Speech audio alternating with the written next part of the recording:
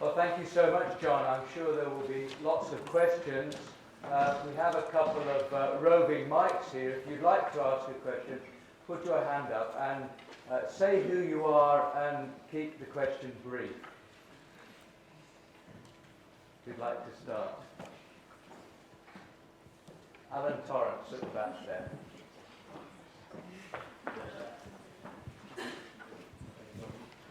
Thank you so much, John. I enjoyed that enormously. Can I just ask you what the difference in your mind would be between a theology of hospitality and simply a philosophy or ethic of hospitality? In other words, does the term theology or reference to God do much in the way of heavy lifting here? I think that I would be more likely to put it in terms of a Christology of hospitality, because I think, particularly in relation to people with mental health problems, it's the nature of Jesus, and in particular the kind of relational nature of Jesus, that gives us some very useful insights into what it means to be together in the midst of difference. And so the whole idea,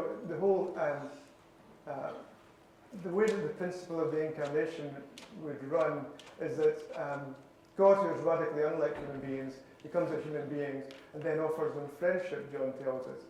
And so there's something profoundly important about the nature of divine friendships that manifested within the incarnation. So that stands in stark contrast to, for example, the kind of Aristotelian friendships that we have, where nothing but like attracts like. You know, many of us, our friends look exactly like ourselves. So I would say that it makes all the difference, and I think it enables us to do things that philosophy probably couldn't do.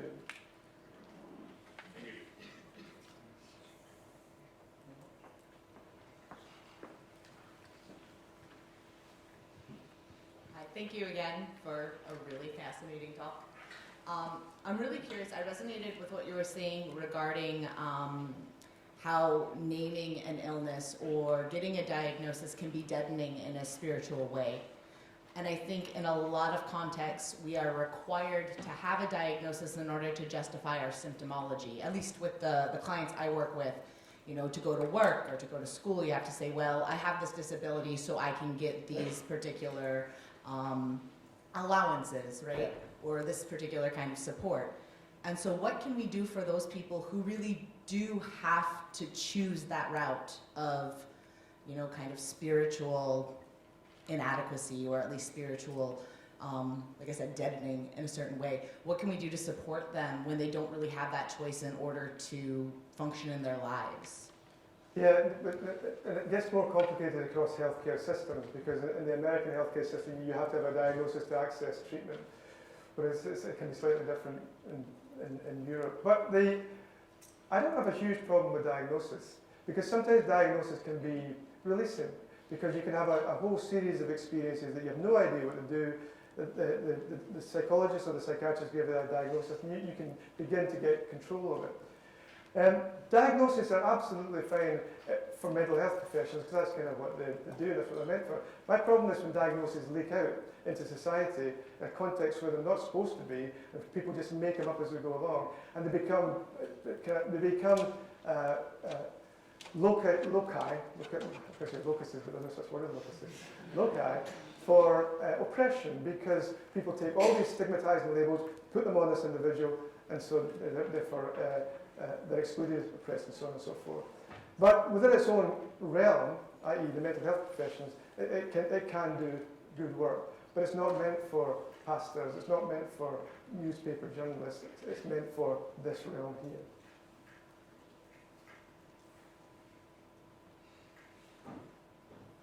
You've talked a lot about schizophrenia and they've given us new ways of looking at mental illness. What about one which many of us will have contact with through our parents and grandparents, dementia? I mean, how should we look at this in new ways? You've written a book about this, I know, but just in a nutshell, what are the key aspects?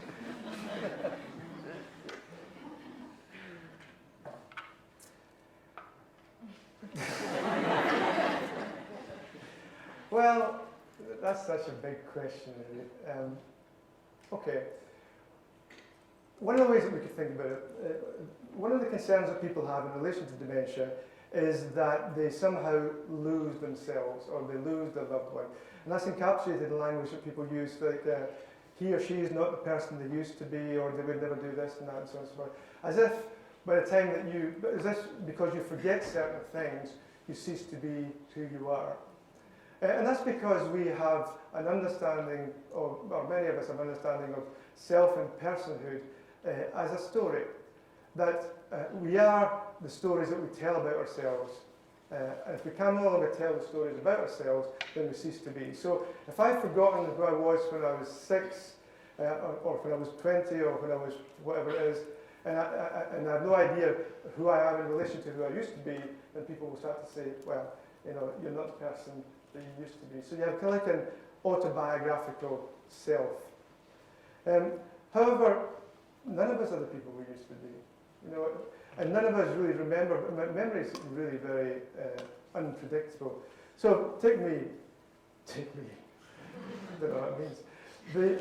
If I want to think about my mum, if I want to think of my childhood, I have to go to my mum, right? Because I can't remember my childhood. But I go to my mum, and then she tells me stories. They may be true. They may not be true. I can't believe some of them. And then I say, oh, I've got that memory now. But actually, she's holding my memory for me. It's not me that remembers anything. She holds that. So when my mum dies, the memory dies in me.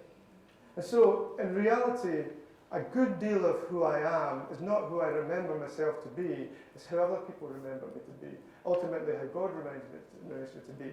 And so, my memory is held within my community, and vital parts of my memory are all over my community. And so the question for me in relation to dementia is not, have you forgotten your story, but who will remember your story well when you can no longer remember it yourself? I mean, for me, that's the key. And what kind of communities do we have to build that can hold on to our memories in that sense when we can't do it by ourselves? So I think that fundamental question around identity and whether or not we are the stories we tell is a beginning point for answering your question. Yes, John. John Geransana, the GP. Can you hear me? Can you hear me all right? Yes. Thank you very much, Professor Swinton, for a really, really wonderful lecture, which invites us to look way beyond the clinical gaze on our patients with mental illness. And I just wanted to make one comment. First of all, that I think what you mentioned about the biomedical approach is one which you can probably apply beyond mental illness in our current world, where we have medicalized a great deal of experience and defined human beings sometimes by minimal degrees of abnormality and biochemical or hematological tests. So we've kind of extended medicine to perhaps overdiagnosis and overtreatment in a lot of fields, because we think of ourselves as biomedical beings now, and that is constraining, as you point out. I just wanted to ask you what you thought about. I do some work with medical humanities, and I wanted to ask you what you thought about the way humanities can give us a broader gaze as well, that literature and possibly music. I'm thinking of examples like Dostoevsky's The Idiot. The main character has epilepsy and mental health problems, but uses these in such a way that they sometimes extend his reach as a human being as well as being constraining factors. So just the issue of medical humanities in the context that you're talking about. I think that's absolutely. The medical students with us have a medical humanities block now, where they go to Spanish or psychology, or wherever they want to go for 7 weeks, I think now. And some of them come to us, and they use theology as a way of rethinking medicine now. But I always think that poetry in particular is a way of articulating ill health that is, there's aspects of ill health that you just can't talk about. The poetry can capture that and give you a language to talk around issues that simply are inarticulable beyond that. So I think the humanities are profoundly important. That's why I get a little bit concerned sometimes with the emphasis within educational institutions, we seem to be pushing against the humanities and towards the hard sciences and engineering as the main ways in which the institution should function. I think even something like engineering could do with some humanities. I think you need to hold these two things together, but you have to show what the connections are, because they're not necessarily obvious. And music too is a very good, important way of communicating. Very important. You know I want to be a rock and roll star. So He plays the guitar in a praise gang. praise gang. Praise gang. Yes. Tiffany. Would you wait for the microphone? I really appreciate your pulling together anthropology and looking at through lenses of other cultures and interpreting experiences.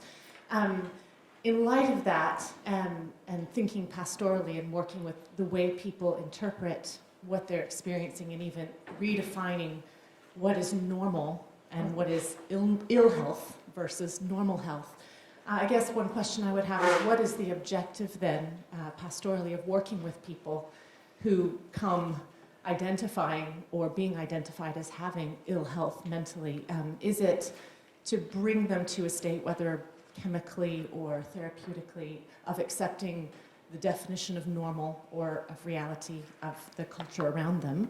Or is it actually to, as you seem to be hinting, to enter into their reality, but then in so doing, what exactly are we trying to help them to do or to be? That's a very good question. I mean, the way I would look at it, at least some of my thinking revolves around the recovery model that comes from service users, whereby recovery is redefined by people who are experiencing mental health issues, not in terms of the absence of symptoms, but in terms of the presence of personhood. So to recover from bipolar disorder or depression is not necessarily never to have these symptoms again, but to be able to live fully, even in the midst of the difficulties that people encounter. So conceptually, I would say that recovery model was probably pushing into the kind of areas that I'm thinking about. But theologically, and I suppose there's a resonance, the biblical idea of shalom is quite close to that in some ways. So the Bible doesn't talk about health in the way that we do in the biomedical culture. It talks about shalom, which is justice, righteousness, holiness, right relationship with God. So to enter into shalom is to be in right relationship with God. Indeed, Judges says that Yahweh is shalom. Right? So these two conceptual models would be the way that I'd be pushing. So in answer to your question, what would the goal would be? If you were working with the recovery model, the goal would be to enable the person to sustain their personhood, to find growth in the midst of even in the midst of their issues. If you're working with the shalom model, the idea would be to enable people to remain connected to God, even in the midst of some of the most difficult times that they may have had.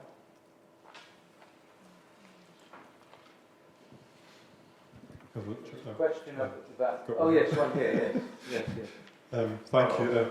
My name's Donald. I'm recently retired, so 3 miles an hour is a fast day for me actually. Good man. I just wanted to ask about how this model maps on to people who, rather than being prescribed drugs to bring them back to normality, use drugs to escape normality.